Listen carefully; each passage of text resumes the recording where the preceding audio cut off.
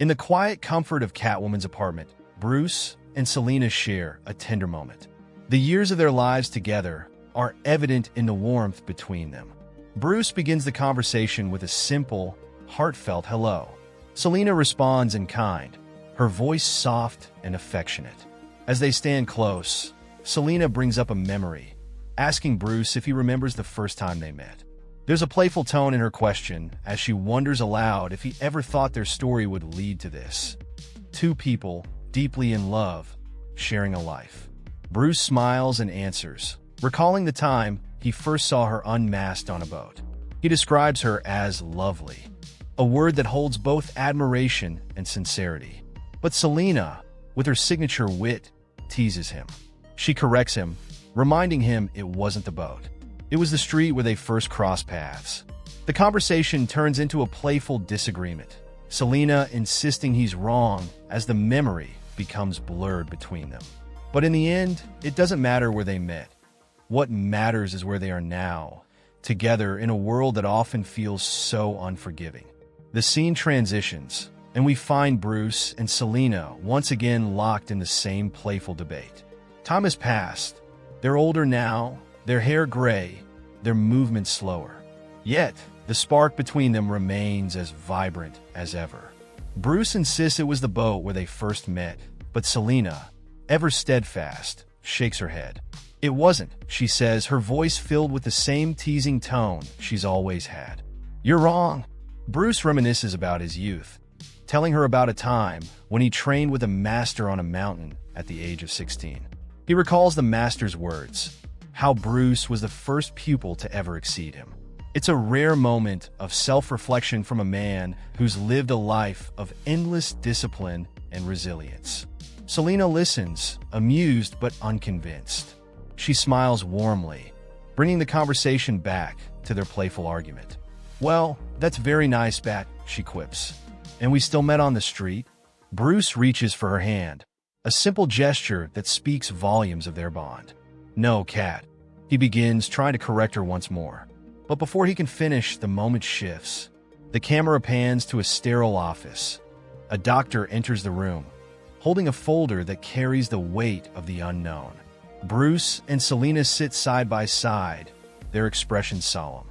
The doctor looks at them with hesitation, her voice calm, yet heavy with foreboding. We have all the results now, she says. Then, after a brief pause, she delivers the words no one wants to hear. I'm afraid. The screen fades to black, leaving the audience hanging on the weight of the revelation, the uncertainty of what's to come. As they walk through the city streets, framed by the warm hues of autumn leaves, Bruce begins to share one of his many stories. His voice carries a hint of nostalgia, recounting the memory of his training on the mountain. Bruce's voice softens. The memory of the mountain had a 3-pack-a-day habit, he says with a dry chuckle. I was supposed to be in this months-long trance, but he'd kick me every few days, waking me up, asking me to go down the mountain and get him a few more cartons. Bruce describes how he wasn't allowed money or possessions during his training. He had to steal the cigarettes from the only store within hundreds of miles. By the third time, the store owner caught on, and Bruce's voice trails off with a rare smile, remembering the absurdity of it all. Selina walks beside him, listening intently, but her expression betrays her emotions. As Bruce recounts his story, she struggles to hold back tears. Her composure falters, and she raises a hand to her face, trying to hide the wave of emotion that overtakes her.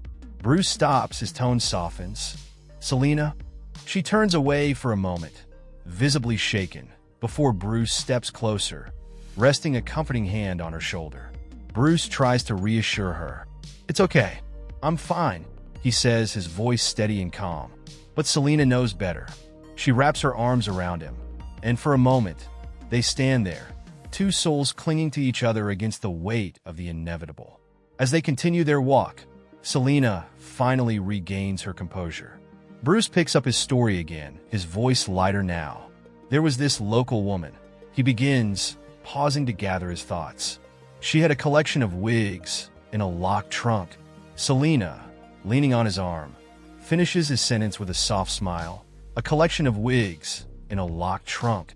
Their voices blend into the crisp autumn air, their bond evident in the small moments they share. But the weight of the doctor's news lingers, unspoken yet heavy, a shadow over their every step. Back at home, the weight of the day begins to settle. The room is quiet, bathed in the soft glow of a bedside lamp. Bruce stands near the mirror, his silhouette framed against the night sky. Selina sits on the bed, her gaze following him, a bittersweet expression on her face. Bruce's voice is steady, reflective. Somewhere out there, there's another Earth where I never got old, or married, or sick, or anything. I'm always alone, always the Batman. Selina listens, her face softening. She knows Bruce better than anyone, understands the man beneath the mask.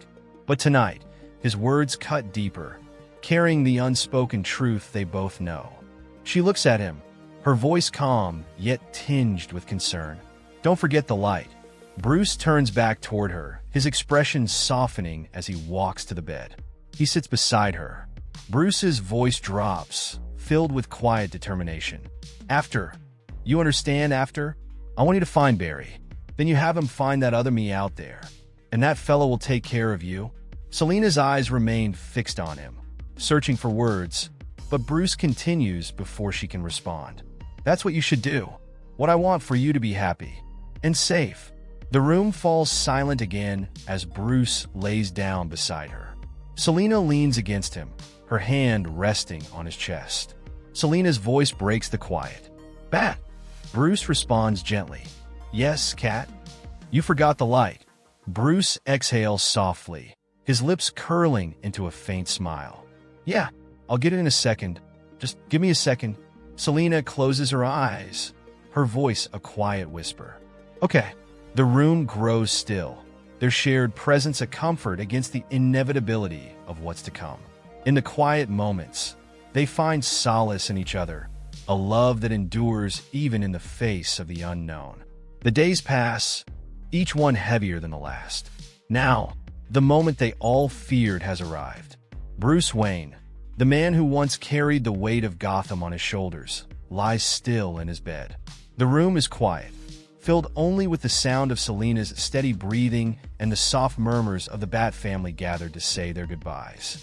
Selina sits by his side, her hand gently brushing his forehead. Her eyes glisten with unshed tears, but her voice remains steady, a soft whisper meant only for him. Behind her, the Bat family stands together, united in their grief. Nightwing, Barbara, Damian, Tim, Jason, and others who have walked this journey with Bruce, their faces etched with sorrow and respect. They remain silent, allowing Selina this final moment with the man she has loved her entire life. Selina leans closer, her hand now resting over his. Her voice softens further, filled with love and finality. Good night, Bat. A single tear rolls down her cheek as she whispers the words she has spoken countless times before, but never with this much weight. I love you. The room grows still as the finality of her words settles over everyone. The Bat family lowers their heads, their grief palpable, but their presence is a testament to the legacy Bruce leaves behind. A legacy of family, of hope, and of a city forever changed by his sacrifice. And that's the video, folks. I hope you enjoyed it. Be sure to watch more videos that will appear on the screen right now. See you later.